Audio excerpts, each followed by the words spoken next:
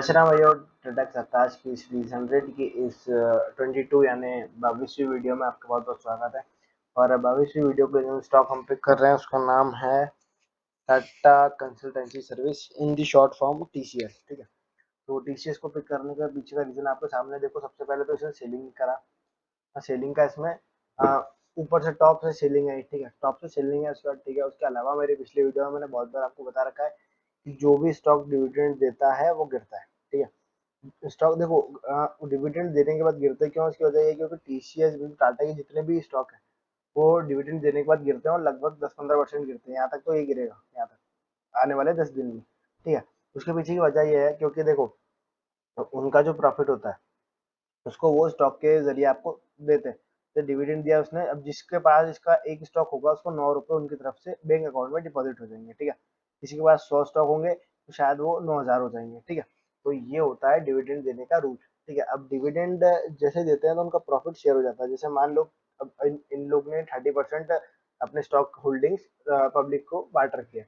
अब पब्लिक को बांट रखी है तो 30% में कितने शेयर्स हैं और उसके हिसाब से इनका प्रॉफिट डिवाइड हो जाएगा और 30% उन लोग के पास चले जाएगा। अब उन लोग के पास जाता है तो उनकी कंपनी का प्रॉफिट कितना लिखाता है, वही जो 30% से माइनस हो जाता है। जैसे मान लो अगर 1,000 करोड़ का हुआ है तो 300 करोड़ उन लोग के पास चले जाएंगे और 700 करोड़ इनके पास बच जाएंगे। तो इनके इनके जो बुक वैल्यू रहेगी वो प्रॉफिट का रहेगा। जो बैलेंस शीट बनेगी इनकी 1 ईयर की, उसमें रहेगा कि 30% वी विल डोनेट, मतलब इनने डोनेट कर दिए 30% और बचा हुआ जो है वो इनने अपनी बैलेंस शीट में डाल दिया कि भाई 70% हमारे पास बचा। मतलब यानी 1,000 में से अगर 70% गया तो 700 करोड़ हमारे पास बचा है और 300 करोड़ ने पब्लिक को दे दिए हैं। अब तो जैसे डिविडेंड गया तो उनको 300 करोड़ का लॉस हुआ, तो उस लॉस की वजह से ये गिरते हैं। ठीक है, अब स्टॉक गिरते हैं। ठीक है, अब ये स्टॉक गिर रहा है। अब इसको लेने के पीछे ये करना है, देखो अगर कोई स्टॉक में गैप डाउन हो जाए जैसे ये इसमें हुआ है। ठीक है, इसमें अगर किसी स्टॉक में गैप डाउन हो जाए तो गैप डाउन में जो गैप होता है वही सपोर्ट रेजिस्टेंस का काम करता है। ठीक है, ये नोट करना, कहीं कभी भी जीवन में आगे काम आएगा।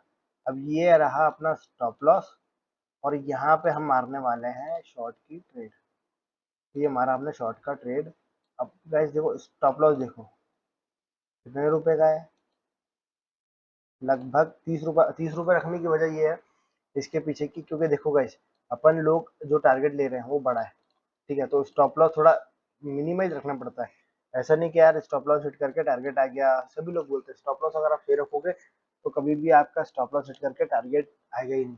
या तो स्टॉप लॉस करके वो ऊपर चले जाएगा या फिर स्टॉप लॉस करके वो नीचे चले जाएगा। ठीक है, अगर बाइंग के लिए करा है तो वो बिल्कुल स्टॉप लॉस करके ऊपर ही भागेगा और सेलिंग के लिए करा है तो बिल्कुल वो स्टॉप लॉस करके नीचे ही भागेगा। ठीक है, अब अपन को नॉर्मली एक चीज देखना है इसमें सबसे पहले कि अपन ने यहाँ पर एंट्री बना ली। ठीक है, पर अब देखो अपने हिसाब से अपन इसमें एंट्री बनाएंगे और अपने हिसाब से ही वो रखेंगे, टारगेट रखेंगे। देखो अगर कोई प्राइस एक्शन चाहिए, छोटे प्राइस एक्शन, ये आपको छोटा प्राइस एक्शन दे दिया मैंने।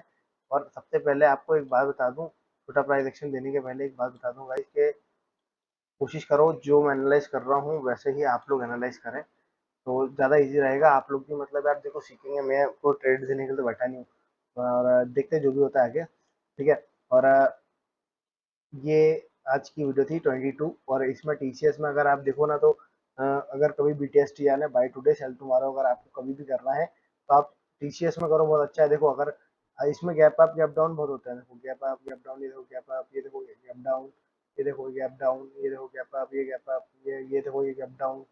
इसमें गैप अप गैप डाउन होते हैं और उसमें लगभग अपना आधा परसेंट का मूव मिल जाता है। ठीक है, तो कल के लिए ये स्टॉक है टीसीएस।